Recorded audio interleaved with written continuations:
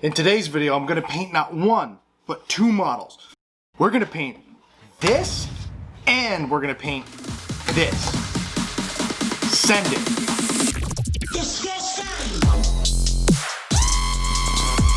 So in today's video, I'm going to show you how to do things like this, with recessed shading, and some really cool lazy tricks that I've got up my sleeves for the airbrushing to give it that nice dark undertone everywhere and to gradiency out for a bust or for other things. You could use it in many applications.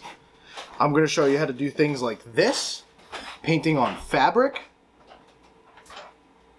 and making sure that the folds of the fabric show, and how to panel line on things, maybe a little bit of skin and some more recessed shading. We're going to be doing that and a couple other techniques, and I'll be explaining to you how I'm doing them as I'm doing them, so let's get right into it. So the first thing I would do is I'd get a good prime, and maybe even a couple layers of prime on your model before you start painting. The primer allows you to get a really good bond between the base layers and the model. Without it, the base layers might just rub off or wear off. So once you get that down, you could start airbrushing on a solid color. While you're doing this, you're going to look for the hard edges on everything and make sure that you're coating everything you need to coat. Make sure you're getting it from different angles. I chose to use an airbrush for both the base coat and the priming. I chose to do this because it's easier in my work area. I don't like to have to use spray paint inside, and I live in a very humid area, and humidity has a lot to do with the way your spray paints will come out, especially on a detailed model like this. And I'm going to make sure that I get a good solid opacity on the most important parts of the model, like the face and the upper chest. Now, as I'm doing this, I'm also watching for the lack of opacity around the edges of the lower chest and going down, and I'm going to make sure that I get a good opacity on the upper chest because I'm going to start playing with where the light's coming from. I'm not directly doing a zenithal highlight on this base coat, but I am paying attention to the way the light strikes the model itself.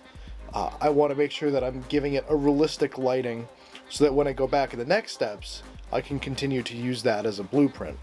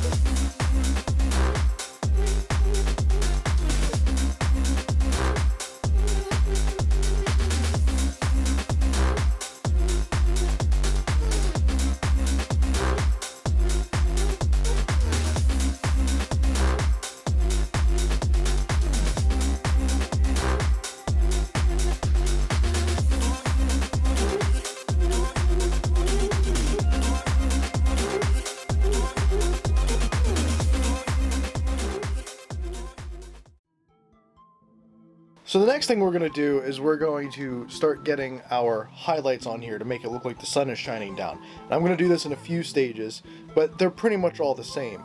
I'm going to look at where the light should be coming from, and I'm going to hit it with a little bit more of a saturated, more vibrant color based off of the base color.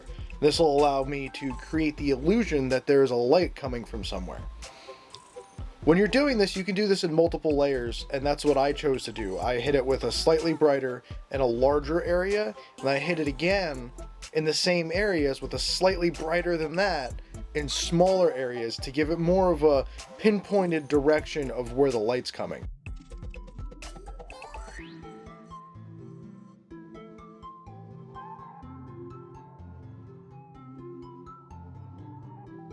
So now I'm going to go in here and I'm going to start putting in some block colors on the cap right here. I'm going to start doing a base coat on the colored portions that aren't the same as the base coat, which you can see I left with the primer black for now. It's easier to work in sections or colors. I prefer to work in colors. Some people prefer to work in sections. So I'm hitting it with the red here as a base coat. I'm going to be hitting it with the white shortly after this, but I'm going to be doing all of the white in the model.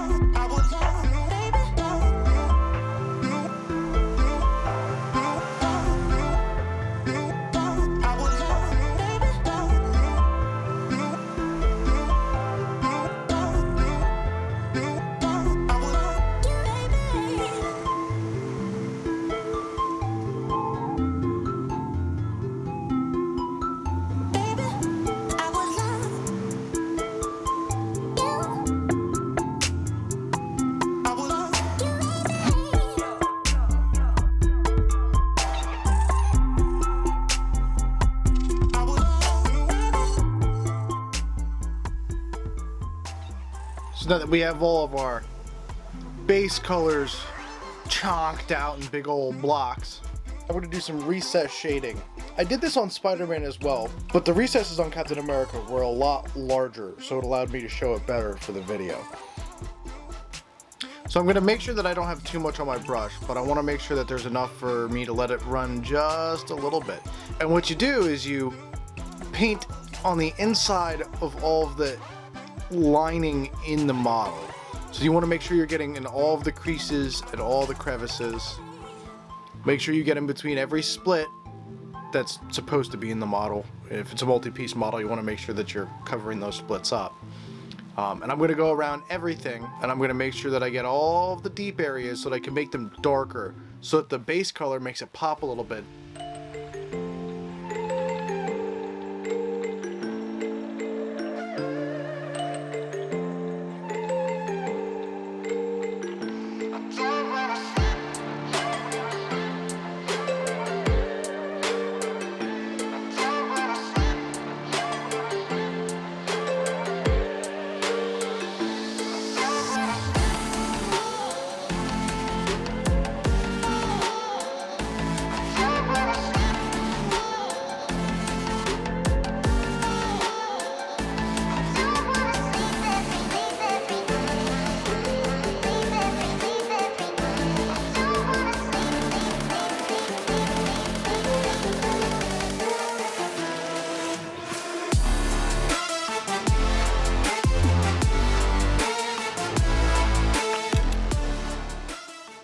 And now we're going to get into something that I've been working on, still working on, and will continue working on forever because I hate my life. So we're going to go into the face. We're going to give it a nice, good, chonky coloring. We got to make sure we hit it with a couple layers to get all that blue from the base out of it. Make sure that the opacity of the paint is all the way up. This was honestly a pain in the... Pow! Right in the kisser!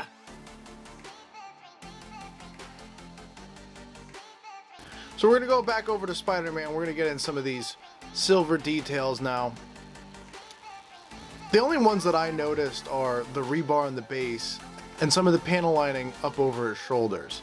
Pretty much everything else was either white, red, and there was a little bit of blue on the inside of that shoulder edging, we'll call it. So I went through here and I did some layers of a mica metallic. I'm still not quite at that NNM or NMNNM. NMM. The NMM. Why can't I see it set English?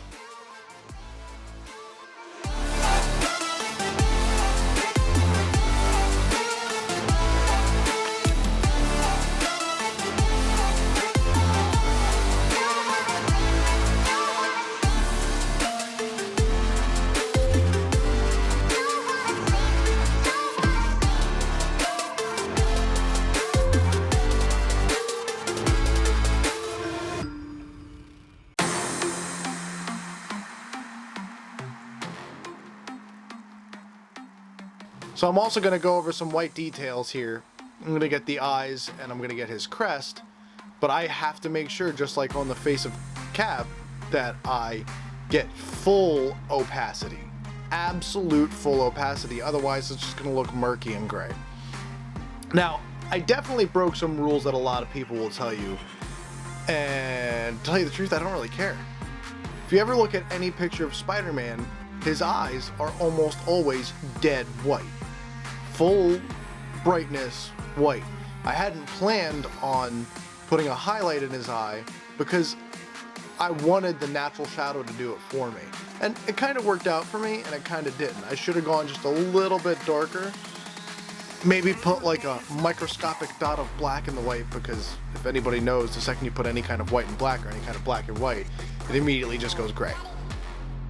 So I'm going to go in here and I'm going to use the brush to push and pull the paint around to the edge so that my brush never actually hits the inside of the edge of his eye.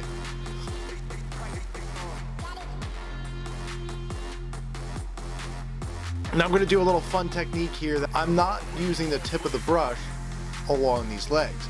I'm actually using the side of the brush so that the brush pokes off past the corner, but not enough to hit the model, so that I'm taking paint off of the edge of the brush as opposed to the point of the brush.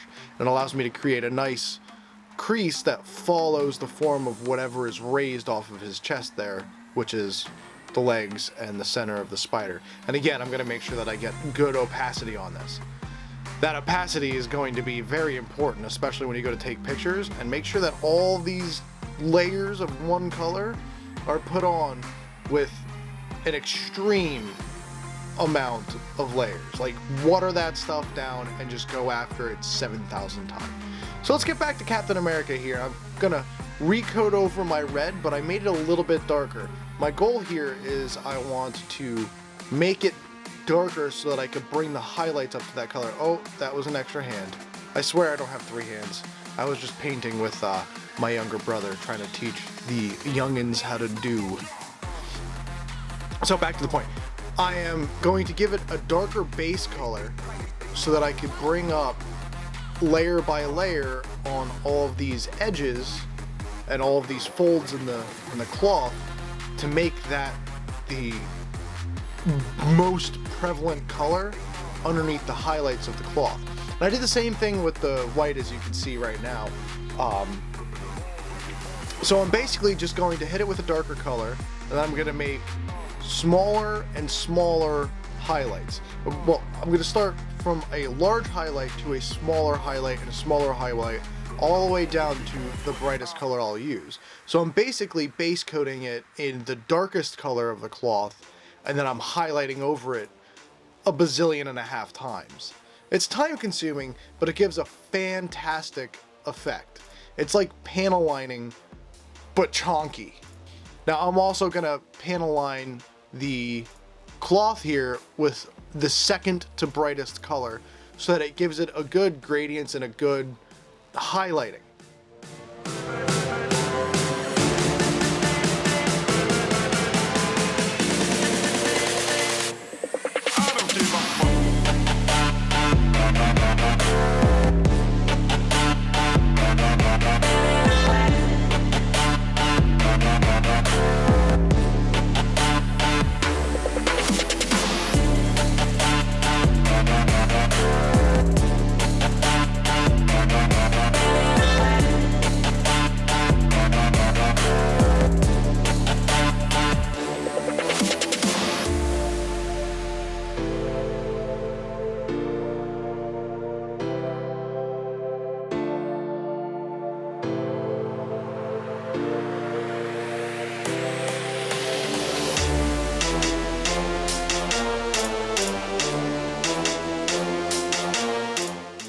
I hope y'all enjoyed this video.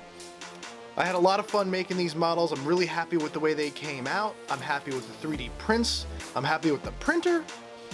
I'm just excited for what the future could hold, especially on this channel. If you enjoyed this, please like and subscribe. You can check out our Facebook. You can check out our Etsy. I'm kind of going all over the place. You could look forward to more videos like this and some videos that are a little different. I'm going to be making some soap in a few of them. So, until next time, have a good day.